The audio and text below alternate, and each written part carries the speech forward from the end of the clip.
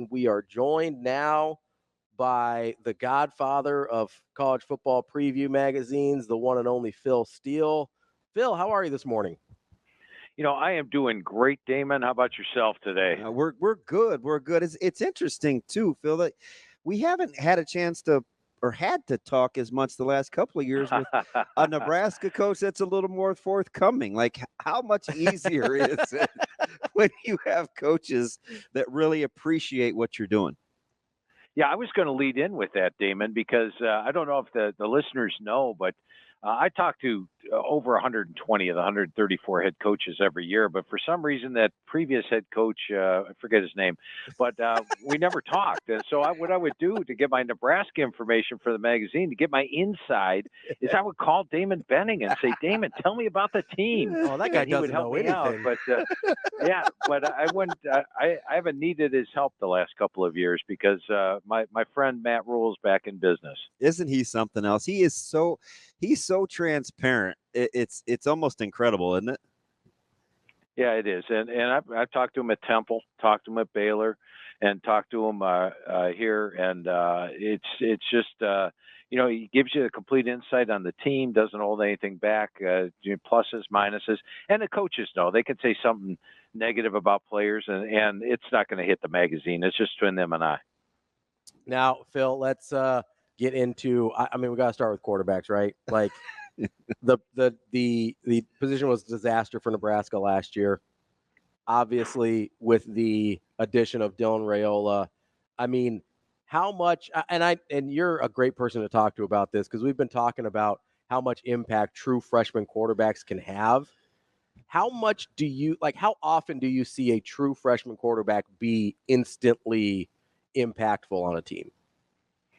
Oh, it definitely has happened, and more recently. I think if you're talking like 20 years ago, it wouldn't have happened. But now with the advent of them coming in early for spring, being there, I think the high schools now are getting more advanced as far as the training and things go. We can see a true freshman come in and make an impact. And I tell you what, after the spring game, how many Nebraska fans were heading to the Vegas to play Dylan Raiola for the Heisman, for crying out loud, because that was a heck of a spring game. It's going to be tough to live up to that. But I do think when you look at Nebraska, their weakness the last couple of years has, of course, been throwing the football. Teams could stack the line of scrimmage against them and slow them down. They're not going to be able to do that this year. They're a good receiving core, a guy like Rhule at the quarterback spot, and solid offensive line. I think Nebraska is going to have a much improved offense this year. You always like the stat of returning starts for offensive linemen as a core unit. How advantageous was that when you're trying to slot Nebraska in terms of a prediction? Yeah, I think it's huge to have those kind of career starts. They've got 120 coming back this year, which is nice. In fact, I've got them rated as one of the top 40 offensive lines in the country. A guy like Bryce Benhart coming back is a guy that I think he's an NFL caliber player at the tackle position. So this is a solid group overall. They get better and better each and every week. They're recruiting better, and they are significantly improved from what Coach Rhule inherited when he got there. Phil, so how do you handicap the new teams coming into the Big Ten? Because I think that's one of the bigger storylines. Obviously, you've got Oregon coming off a really good year, Washington coming off a great year, but with a ton of turnover everywhere. And then you got the Southern California teams. Like, how do you sort of try and figure out, okay, who makes sense in this new league and how you think they're going to do? Yeah, and I think you have to look at it at a team-by-team basis, individually. In fact, there's two teams that I think will have success this first year and two teams I think are going to struggle the first year. And the one thing I do want to point out to the Big Ten listeners is that last year the Pac-12 was one of the best conferences in college football. So they actually had their best season in the last 10 years. Last year, they were loaded with talent. Now, the two teams that I think are going to struggle in the transition, number one is Washington. And Washington is coming off a national championship game. So anything they do is going to be probably less than last year. But they lost a ton to the transfer portal. They only are number 132 on my experience level. They had a late coaching change with Jed Fish coming in. Remember, the coaching move happened late after Nick Saban decided to step down in January. And they have a tough schedule this year as well, my number 21 rated schedule. It wouldn't surprise me if Washington went from playing in the national championship game to actually just fighting to get to a bowl game this year. I do see some losses on the agenda, and I think it's going to be a disappointing year for Husky fans. Same thing with UCLA. Now, UCLA's been in a bowl game each of the last couple of years. They've got a new head coach. Excuse me, but he's not really a new head coach because Foster's been there the last 7 years. Mm-hmm. But when you look at the talent they have coming back, they're only number 96 on my experience chart, and they have just a killer schedule. They get Oregon at home, Iowa at home, USC at home. There'll be a dog in all those games. They play LSU, Penn State, Rutgers, Nebraska, Washington, all on the road. Tough schedule. I think UCLA, if they get to a bowl game, Deshaun Foster will have done a great season. Now, USC loses their star quarterback, but I like what I saw in the Miller Moss in the bowl game. They have talent. They know they're going to be explosive on offense. But to me, the biggest change is defensively. And part of the reason I'm down on UCLA, they lost their defensive coordinator, Danton Lind, to USC. And I think we brought some UCLA guys with them, brought a ton of transfers. USC's biggest improvements on the defense, I don't know if I'd put them in the classification of Big Ten title contender, but I do think USC has the potential to actually improve on its 8-5 record last year, despite being only number 104 on my experience chart. But of the four teams, clearly Oregon is the one that's got a chance to actually win the Big Ten. Cristobal did a good job recruiting there. Lanning has done a great job recruiting there the last couple of years, has brought in a ton of talent. The receiving core I've got rated as the best in the country. Number 3 rated offensive line, number 7 set of linebackers. They rank in my top units in all 8 positions. They get Ohio State at home. And you look at the road games this year, UCLA, Purdue, Wisconsin, and Michigan are the 2 toughest ones they have on the road. But both those fall into the winnable category. So this is an Oregon Duck team that I think is a legitimate Big Ten title contender in its first year. Yeah. Is it primarily, I know you like the wide receiving room, and I love their D-line and O-line as well, but they have some margin for error at the quarterback spot. Are they amongst one of the top teams with quarterback depth between having Moore and Gabriel?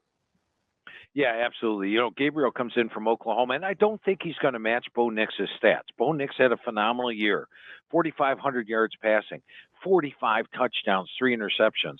I don't think he'll match those stats, but he'll have a very good year. And as you mentioned, you know, Dante Moore last year, now, going back to your question at the start, he was a true freshman quarterback that struggled last year. I think he had 3 straight games where he tossed a pick 6 last year, lost his starting job. But Dante Moore is now in his second year. He's got a big arm. He can make every single throw. He's probably got the most talented arm on the team. And he's a guy that can come in, learn behind Gabriel. And if thrown into the mix, Dante Moore will be much better than last year. He was my number 3 rated quarterback coming out of high school. So, yeah, I love the depth that Oregon has at the quarterback position. Let's go to 2 teams that have played for, you know, meaningful title opportunities at the end. Let's start with Michigan and then go to Iowa. Michigan has a high win total. 9.5, 10 in some places. What do you see for Michigan?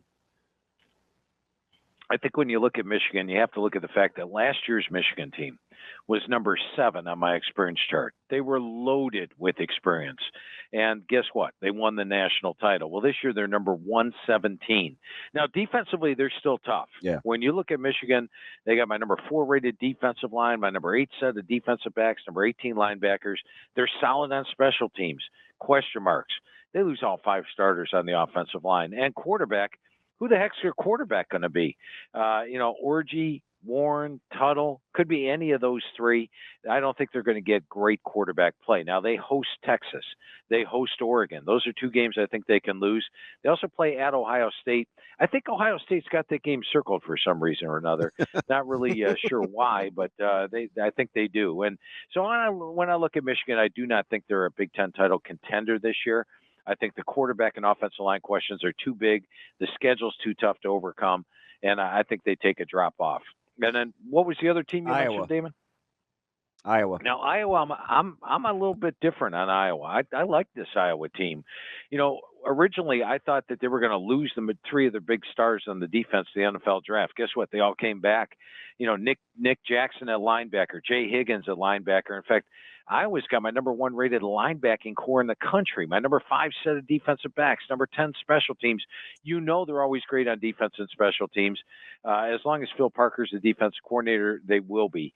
And then offensively, if they can get Cade McNamara back and healthy, remember he wasn't really healthy last year and then got injured and was out for the year. That's a big plus. They've got Williams and Johnson at running back. The offensive line is the best offensive line they've had there in the last 4 or 5 years. Almost everybody is back on the offensive line. They are going to be strong there. I think they're actually going to have an offense to go along with that defense and special teams. And then when you look at their schedule, look at their road games. Maryland, UCLA, Michigan State, Minnesota. All of those are winnable. The one road game that I would have an underdog is at Ohio State. That means you got to come into Iowa City and come out of there with a win, and they get most of their tough games at home this year. So to me, it wouldn't surprise me if Iowa gets to double-digit wins. I wonder what their win total is this year. They're over under 7.5, which is absurd. Criminal. Oh, my goodness. What? I got to get off the phone. I'm going to Vegas. See you in a minute.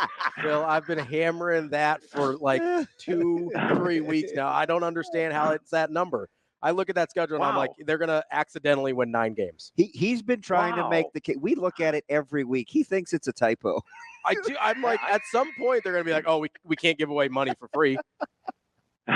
Wow. I can't believe it. 7.5? I can't believe it. Oh, let's keep this one under our head. Let's keep it at 7.5 for a while. Why did the win total balloon to 9.5 yet tomorrow? Phil Steele and Ravi and Damon wouldn't shut up about it. That's right. So we've got That's 100,000 Iowa over. We've got about 10, 12 minutes here, and we've only mentioned Ohio State in passing. So we should probably bring up the Buckeyes here. Obviously, you've got new quarterback in town. Well, you got like 8 new quarterbacks in town, if we're being honest, in that quarterback room. You also have Chip Kelly coming in to run a different offense. What are you seeing for the Buckeyes this year? Because it feels like it's entirely possible they could go 11-1 and Ryan Day could still get fired, depending on if that's the wrong one. Right. And, I was thinking middle of the pack, Big Ten, maybe 7th, 8th place coming in. All right. Ohio State. Got it. Yeah. I agree with you 100%. If they lose to Michigan, Ryan Day's gone. A lot of folks say it's national championship or bust. I think it's beat Michigan or bust. And they have to, of course, qualify for a playoff, win a playoff game or 2. I don't think they have to win the national title, but they do have to beat Michigan. Now, the thing that's surprising with Ohio State is so many players turn down the NFL to come back for this year. So they are absolutely loaded defensively. In fact, number 1 defensive line in the country, number 1 secondary in the country, adding a guy like Caleb Downs from Alabama. They didn't bring in a ton of transfers, but the ones they did, amazing. Quinshon Judkins, a running back, Will Howard, a quarterback. Seth McClawn is an upgrade at the center position as well. So they bring in some tremendous transfers. Even Will Kazmarek coming in from Ohio at tight end, I think is a nice plus there. To go along with all the returning veterans they have, 16 returning starters, which is unusual. Normally, these players would have gone to the NFL. They didn't. I think Ohio State's in great shape this year. Now, they do have to play Oregon on the road, and I have an underdog in that game. I have the Ducks. Autzen Stadium is one of the toughest places to play. Lanning's got a great team in Oregon this year, but that's the only game I have an underdog. I do have them a 13-point favorite right now over Michigan. I think they get that one in the season final. So I think we might see a rematch of Ohio State and Oregon for the Big Ten title game. And naturally, if you make the playoff and win that game, you get a bye. You're going to be in pretty good shape. But I think the 2 most talented teams in the country coming in are clearly Ohio State and Georgia. All right, before we get to the SEC, because I do want to talk Bama, Texas, and Georgia, obviously. But before we leave the Big Ten, I want to go up north to Madison. A lot of people like Coach Fickell, really like the staff that he's put together, but the offense is in a little bit of a change. But it is year 2 for Coach Fickell. He's known as a builder. What do you like about, or do you like Wisconsin? The schedule is not great for them this year. It's the 20th toughest schedule in the country. They draw Alabama in the non-conference slate. They play USC on the road. They play Iowa on the road. They play Nebraska on the road. Those are all games I have an underdog in. I also have an underdog home against Iowa.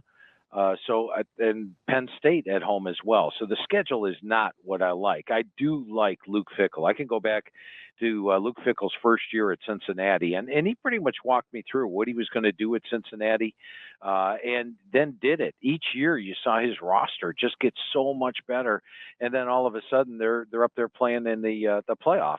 As a group of 5 team, which was shocking. And I think Fickell will do a great job at Wisconsin. I just don't know if it's going to be this year because of the schedule and because of the returning talent they have coming back. They're number 49 on my experience chart, a little less experience than last year. They're going to need Tyler Van Dyke to step up and play like he did, not last year, not the year before, but 2 years ago when he was that touted freshman that came in and really lit it up. I don't like the depth as much at running back like they had last year, but if Maluzzi can stay healthy, they added a Tyree Walker coming in from Oklahoma. They could be in decent shape there. The offensive line looks solid. The defense will be good, but the schedule is probably the thing that has me down on Wisconsin a little bit this year as opposed to last year. All right, Phil, let's move over to the SEC like Damon talked about, and let's get into, again, the teams coming into the conference from outside. Obviously, Texas coming off the great year, and Oklahoma trying to come back up on the upswing with Brent Venables. How do you feel about Texas and Oklahoma in year one in the SEC? Well, I think both teams are very talented. In fact, if you go to my power poll in the magazine, which is different than my actual ranking, I've got Texas number 4 coming in, and I've got Oklahoma number 7. Brent Venables, Brent Venables' defense is somewhat complex. And this is year 3, and he's really built this thing. And talking to Coach Venables and going over that defense, I get the feeling this is going to be like one of those Clemson defenses. Stutzman back at middle linebacker, huge. Billy Bowman at strong safety, huge. You look at them offensively, I would have liked to have seen a little better bowl game from Jackson Arnold, but I think Arnold is the future and will do well. They've got the running backs. Offensive line's your big-time question mark, but they got some offensive line coach, Bill Bedenbaugh, who's one of the best in the country, and I think he'll develop a good offensive line. In fact, when I talked to Coach Venables, he felt the experienced veterans that they brought in, he feels great about the offensive line. He said they're ambitious, intelligent, driven, and tough, and feels they're going to do well. So I actually think they're one of the most talented teams in the country. The thing I don't like about Oklahoma, they play the toughest schedule of any SEC team this year. It's like, welcome to the SEC. You're playing Missouri on the road, Mississippi on the road, Texas and Dallas, at Auburn, at LSU. And, by the way, you also get a home game against Alabama and a home game against Tennessee. So it's the toughest schedule in the SEC. That's why I've got them number 7 in the power poll, talent-wise, but number 20 overall. Now, as far as Texas, they've got a legitimate chance of winning the SEC this year. They've got the best quarterback room in the country with Quinn Ewers, Arch Manning, even Trey Owens. There is the number 3 guy. He threw 2 touchdowns in the spring game. They've got a very solid offensive line. The defense is loaded, and the special teams is solid. Plus, they get Georgia at home. In fact, when you look at their schedule, the only game that they won't be favored is Georgia, and even then they could be favored by that game. As mentioned, they get it at home. They do play Oklahoma and Dallas, but I think when you look at Texas, they've got a shot at actually winning the SEC this year. They might have to play Georgia 3 times, though. What if they play them during the regular season in Texas, play them again with the SEC title game, and then play them again in the playoff? That'd be tough to get past Georgia 3 times. Let's skip over to Georgia. That they're loaded. And God, I like the quarterback spot because I think he was so maligned for a pretty good quarterback last year. I felt like I had seen this script before with Bennett, although Beck wasn't near as old as Bennett was, but he always seemed to get the but treatment. Is this the year you think that he becomes the prolific guy that he was coming out of high school? Yeah, I think so. And I think if you followed Carson Beck last year and you looked at him at the start of the year, the coaching staff, was trying to wean him in slowly, get him to that level. And I think he got better and better as the season went on. Now, he can go get a first down with his legs. He's elite with the intermediate throws. He's a great processor. Needs to work on the deep balls a little bit, but we saw his improvement as the season went on. And now he's the leader of the offense. He's no longer the first-year starting quarterback taking over for Bennett. So I think when you look at Beck, he's going to have themselves a very good season, one of the favorites for the Heisman. And really roster-wise, I talked about Ohio State's roster being right up there. Georgia does have the best roster in the country. I mean, you could go 3 deep at almost any position, and you would find a guy that would start at a lot of other SEC schools. So talent-wise, this is the most talented team in the country, probably the best offensive line, one of the best defensive lines, linebackers, DB, special teams, an absolutely loaded, talented team. Now, Georgia's got a schedule like Oklahoma, fairly like Oklahoma. They play Alabama on the road. They play Texas on the road. They play Ole Miss on the road. All three of those teams are going to be top 10. They play Clemson and Atlanta. So there are tough games in the schedule. I don't know if they go undefeated like they did last year during the regular season, but to me, they've got the best talent in the country. And if once they make it into the playoff, I find it difficult for any team to beat Georgia because they are so deep.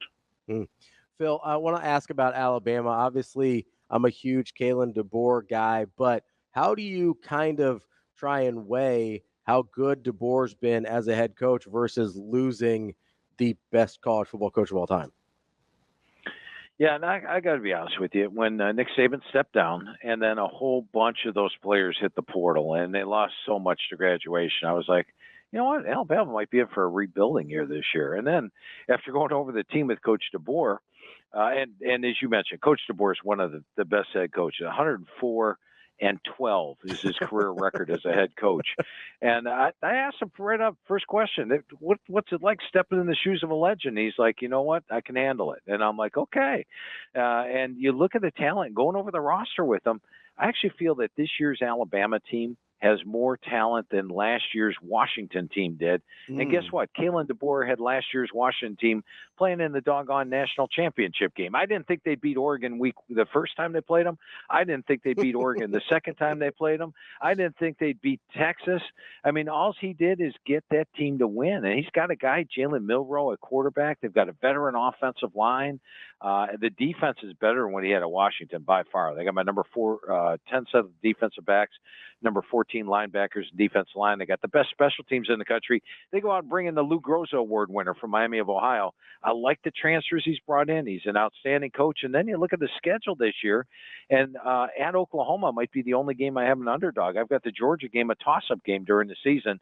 Alabama is going to be much better than anybody expects. So it's not going to be Vince Lombardi followed by Phil Bengston at Green Bay, if you get my drift as far as, coaches taking over. I think DeBoer's going to do extremely well with Alabama. Oh, man, Phil Steele, the GOAT, the Godfather. Phil, we appreciate your time. Picked up my magazine this weekend over at a Barnes & Noble. Great stuff, as always. We appreciate your time. Hey, appreciate it. Barnes & Noble, Books A Million, the only two exclusive locations to get it at this year, or philsteele.com. But always enjoy talking football. And Damon, yes, sir. We're going to have to just pick up the phone and talk in the spring just shoot the breeze. You got it. Anytime, right, buddy. A lot of fun talking to you guys, as always. We should do this more often. Yeah, appreciate the work, Phil. Thank you.